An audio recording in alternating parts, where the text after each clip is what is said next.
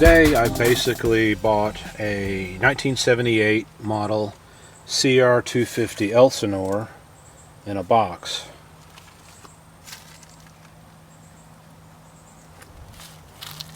Here's most of it.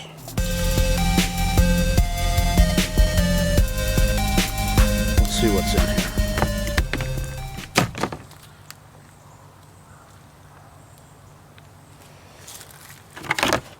Side panel.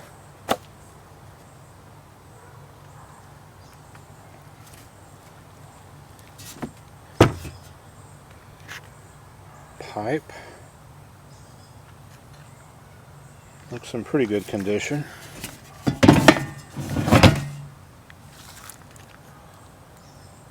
Looks like it's been welded right there once. The weld in this pipe is pretty significant and has a story behind it. We'll get to that in just a little bit.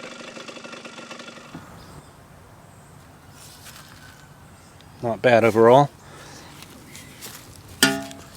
There's the tank. It's an aluminum tank. See one small dent in the top there. Obviously the stickers aren't original, and I don't think that gas cap is original. We'll look at what it took to get this awesome aluminum gas tank back in original looking condition later too.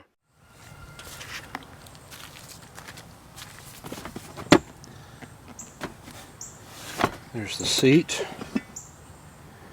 Pretty good condition. See one nick right there.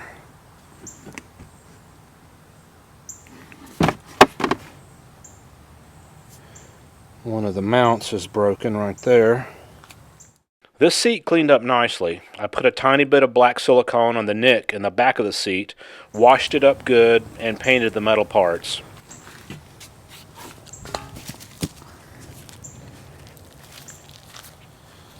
This air box.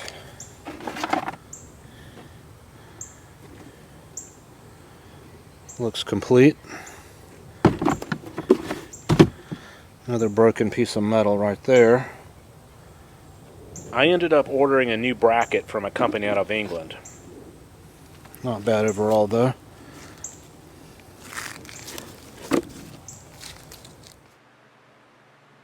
This air box was scrubbed and cleaned with Simple Green several times and actually came out pretty nice.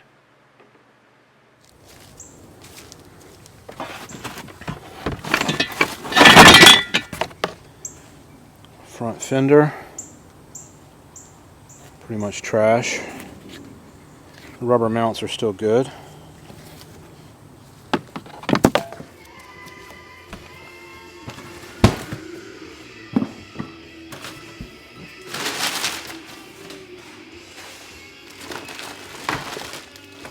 My opinion is plastic on these MX bikes takes a lot of damage and is disposable, like pistons or like clutch plates. So just like on my 1978 125, I ordered all new plastic from DC Plastics. Some of the holes had to be drilled, but I just matched the new plastic up to the old plastic and also matched it up to the holes on the frame for a perfect fit.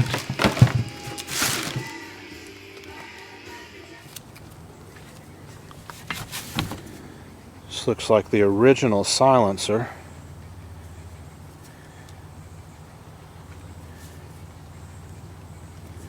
I believe.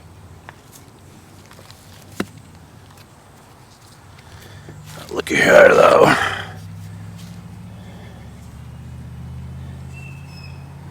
This is nice. An aluminum DG silencer.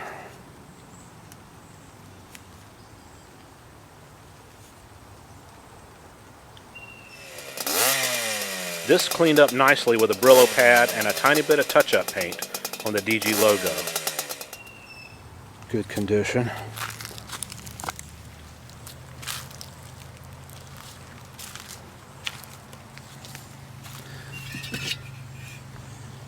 This is cylinder head.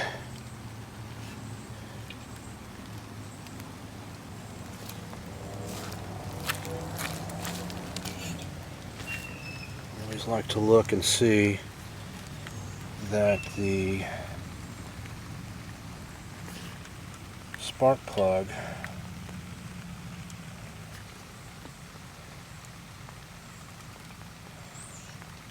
threads are in good condition, and then also the surface is still in decent condition.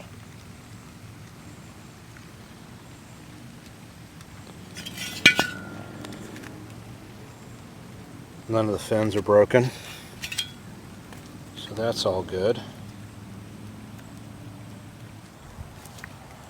There's the actual engine. Here's the cylinder.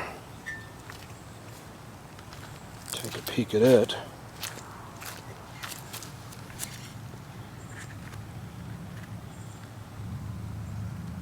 This is where things get interesting.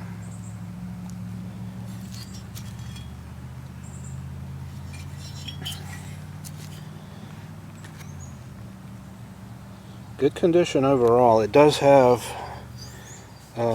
some rough edges inside. I was chatting with some guys on a vintage Honda Facebook forum, and a couple of guys noticed that the cylinder is actually a center port cylinder. The exhaust comes out of the center of the cylinder. But on a 1978 or 1979 model CR250, the exhaust port actually comes out to the right. They were telling me this bike actually looks like a 1980 model, but the frame stamp is 1978. Also, though, the frame has a split cradle in the front to allow the exhaust to come out of the center, which the 1980 model has. So I was scratching my head for a while and had to do some research. Turns out, at some point over the past 40 years, somebody modified this frame and used a 1980 CR250 cylinder. Again, overall, great condition.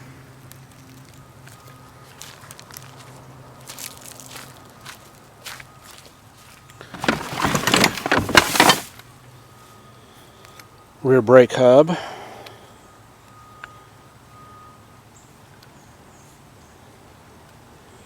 And brake pads all gets new pads and reconditioned anyway, so that's I would say it's in decent condition overall though.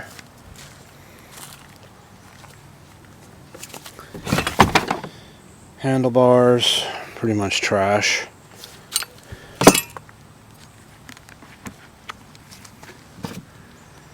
The grip.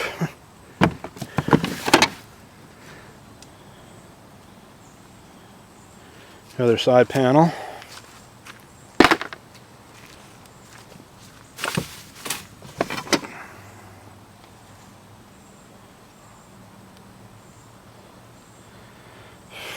Looks like the ignition cover, it has 2 holes in it. I'm not sure what that's about. So that's obviously going to need some work. I don't know what's going on with that. After looking at this more closely, it looks like somebody used it for target practice with a 22 or a 9mm.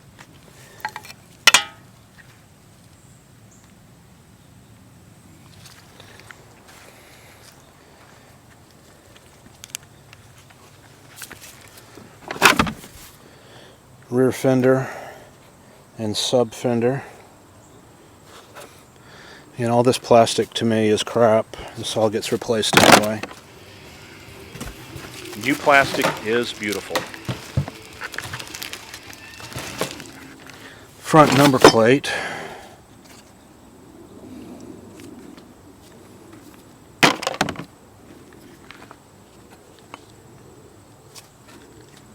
And a lot of other stuff in here. More of the air box.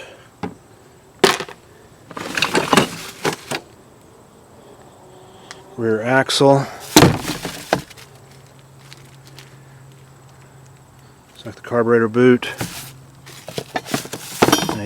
A stand that doesn't go to that bike. There's the ignition, basically.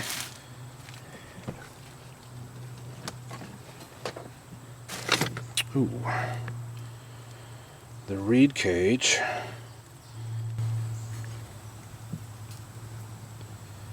It's going to need to be cleaned up.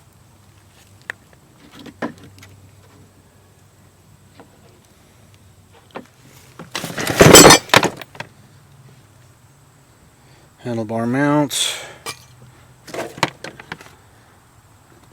Throttle housing does not look like the original throttle housing.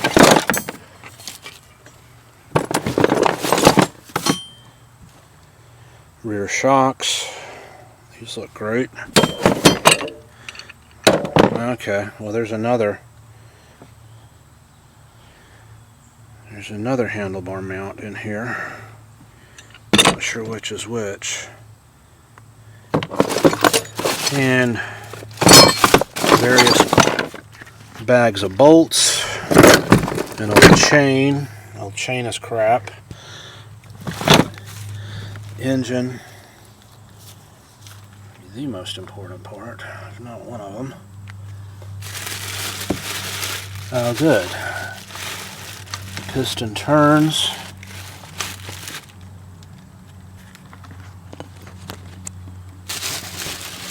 The crank turns, I mean. That's excellent. And the piston has been covered in plastic. So that's great. Good news, good news. And there's the ignition on the engine connected to the crank. And the counter sprocket. So overall, not bad. I ended up getting all of this for $180, which is pretty amazing. Obviously a lot of work still to do to get it in the condition I want it to be in, which is nicely restored.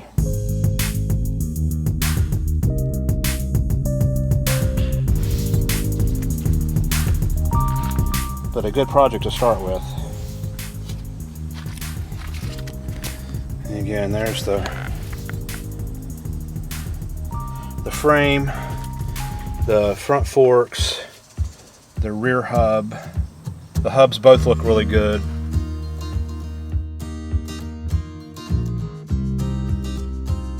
So now the real work starts. Basically, I just looked over all the parts for a few days to see what was there, what was missing, and decide what my attack plan was. The frame looks like it was painted last with a paintbrush. I have no idea how many years ago.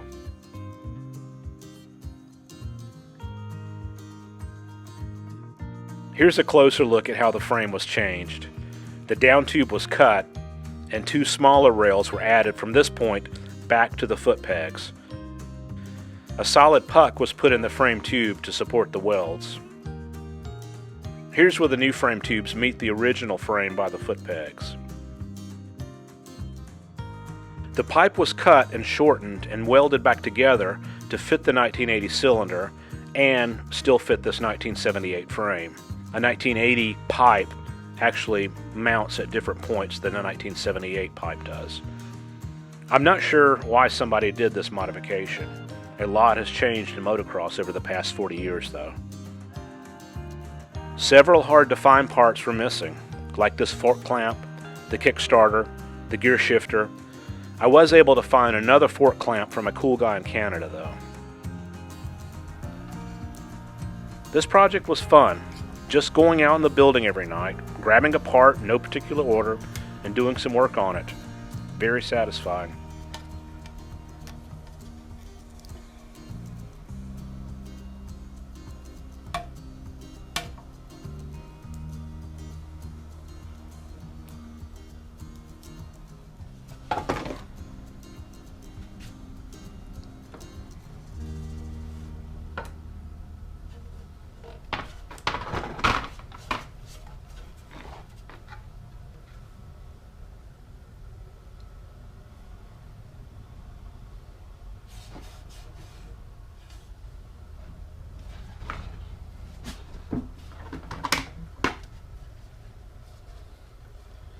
This one little pit right here worries me a little bit.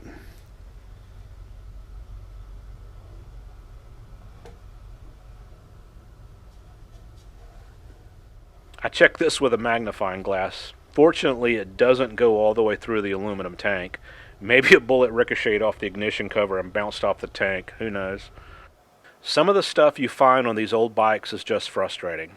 For whatever reason, somebody in the past decided to Dremel off the cylinder stud. My guess is they stripped the nut by using some tool other than a proper-sized box-end metric wrench. So now I'm left with a short stud that has to come out and be replaced. No. No. No.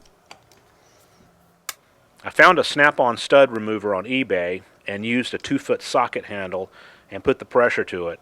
And with a few squeaks, it came on out.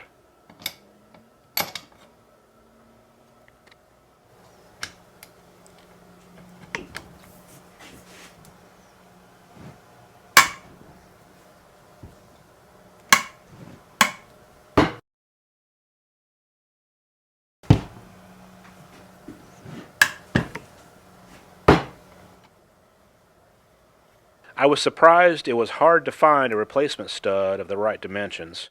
I did manage to find one that is titanium. My bike is probably going to fall off the stand now, though, because it'll be so much lighter on one side.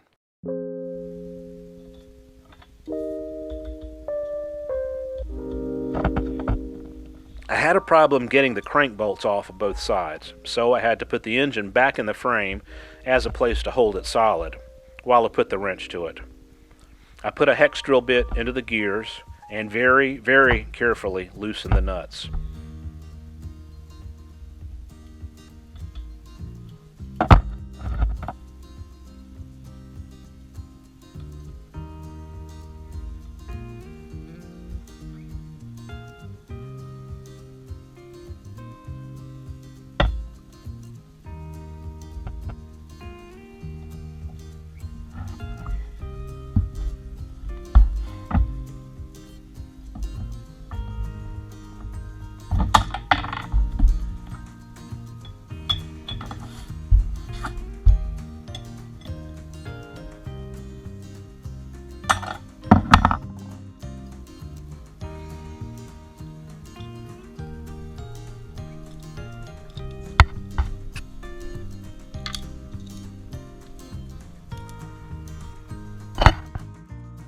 Overall, this engine was in really good condition inside. It got all new bearings, all new seals, and new clutch plates.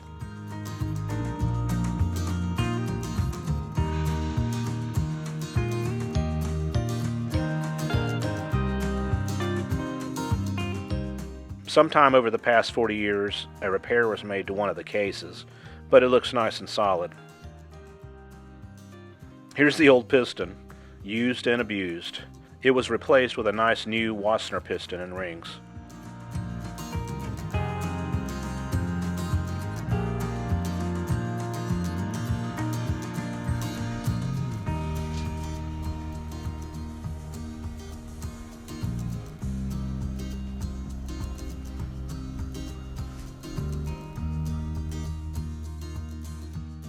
All the bearings in the frame got replaced too. At some point over the past 40 years again, somebody put nylon bushings in the swing arm. So these were taken out and proper roller bearings put back in. Much better. The frame and swing arm are both sanded and repainted. The rear brake lever was totally stripped out, and it wasn't the original from the bike anyway. I was having a problem finding an original replacement though, so I took a gamble and tried a lever from a 1983 XR. It was shorter than the original, but fits nicely, and it looks great. So the bike was taking shape. The stock pipe was sanded and repainted, and looks amazing. A slew of parts came from England, new fork boots, new pipe springs, new bolt kit, a steering stem nut from a friend in Canada,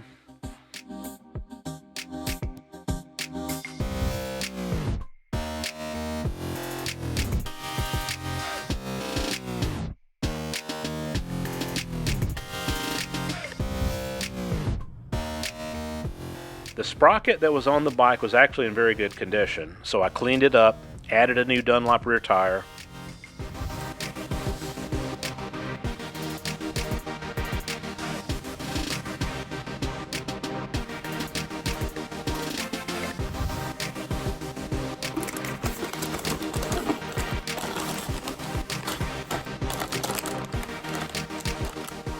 The air filter and cables are all new, and I also added a new chain, as well as all new chain rollers and slider.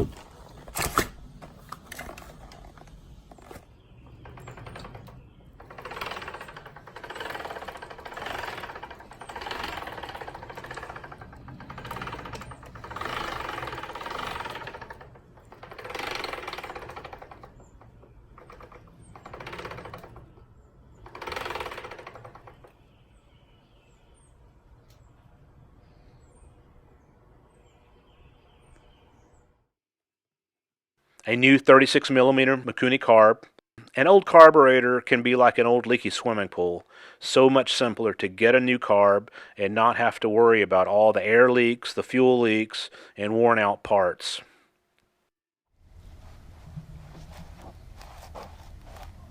I mixed up some Bondo and filled in the few small dents in the aluminum gas tank. I wouldn't want to fill in a large dent in a motocross bike tank, because when you crash it's likely to pop back out. Also, there's a lot of vibration. But with the small dents here, this was perfect.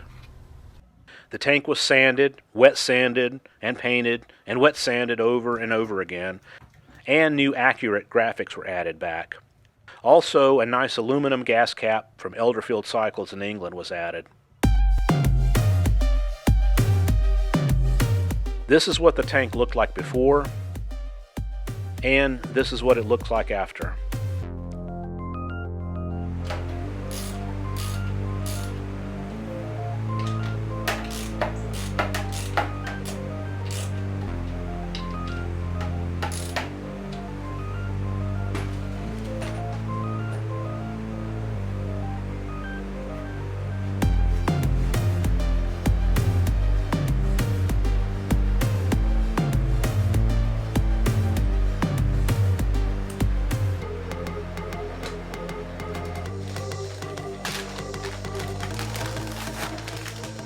Rather than deal with the old air box and old air filter, I went with this cool twin air filter and boot combo.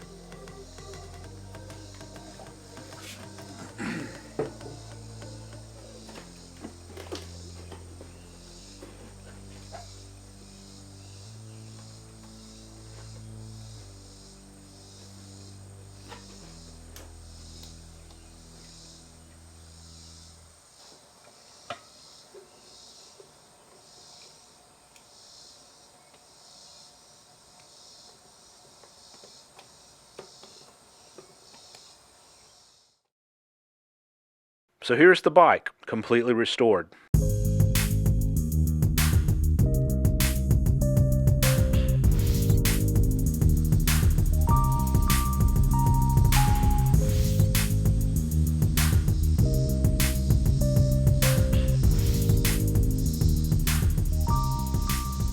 This is what the hybrid 1978-1980 frame and cylinder look like. Whoever did this modification did a pretty good job. The pipe joint is a little weird, and I'm curious what taking several inches off the length of the pipe is going to do for the power delivery. We'll find out soon though, when I fire this thing up, if it starts. For now, I just covered the 2 bullet holes in the ignition cover with JB Weld. I didn't know if the ignition even worked, so when I find out if everything's okay, I'll track down a new ignition cover. Or I'll leave it like this to show off the scars.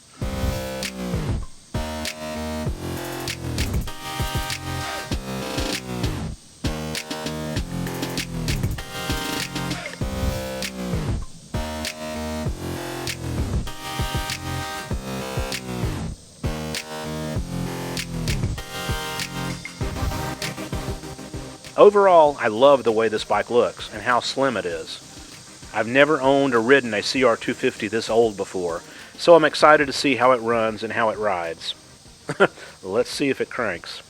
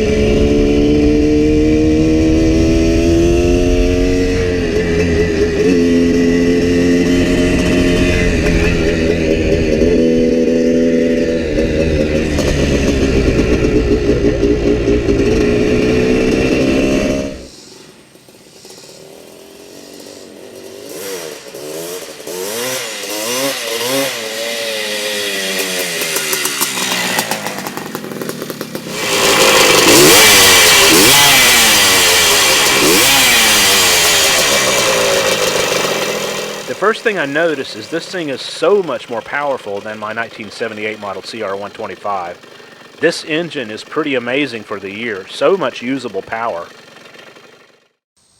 Coming straight from a complete restoration and rebuild with new 36mm carb, the jetting was very lean, so I went quite a bit more rich with the jets, and now it's perfect. Quick and responsive.